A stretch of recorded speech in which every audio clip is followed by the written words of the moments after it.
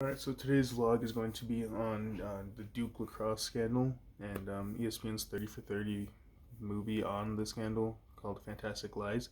So what the Duke lacrosse scandal was in 2006, March 2006, the Duke lacrosse team hosted a party, and the party was hosted by three of the captains of the team at their residence.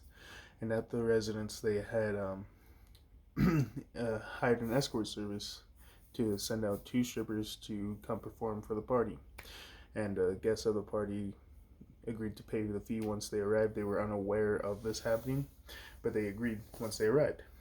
So once these strippers arrived, named Crystal Mangum and Kim Roberts, they began their performance. And about, I don't know, maybe halfway through their performance, they started getting a little too abrasive with them. The guests did, and the strippers became uncomfortable and were upset, and ended up going outside to calm down for a bit and gather their thoughts. And they were coaxed back into the house with an apology, at which point they were separated.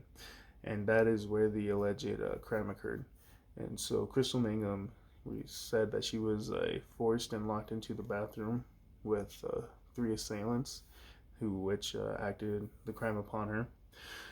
And so the crime that she was alleging was rape. So with that, she came back out, and her and Roberts left. And so once it was reported to the police, they began their investigation of the Duke lacrosse team.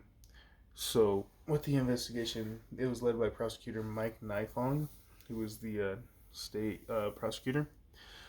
And Nifong wasn't a saint himself. During the investigation, the DNA evidence was tampered with due to Mike Nifong hiring out a DSI, a private lab, to perform more testing on the DNA samples. And it was found that there's some evidence of that withheld. So in April 2007, the charges were dismissed due to lack of evidence on the three players who were alleged to have committed the crime. And so it just shines a bigger light on what could happen at universities. You know, you hear all the time of athletes getting away with certain other crimes, you know, even to the extent of sexual assault as well.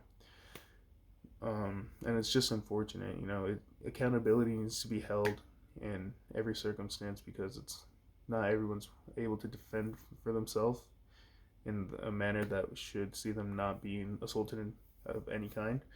So it's just accountability is really what needs to be happening at these universities, because it's unfair for anyone to be going anywhere at any point on the campus and having to fear for themselves, or in public for that matter. And especially, even though, you know, people will make the argument that they're strippers, you know, it's expected to happen. It's not expected to happen. You're hiring them for one purpose, and you know what that purpose is. There has to be a line drawn if you're going to be exercising your privilege to be having these sorts of parties.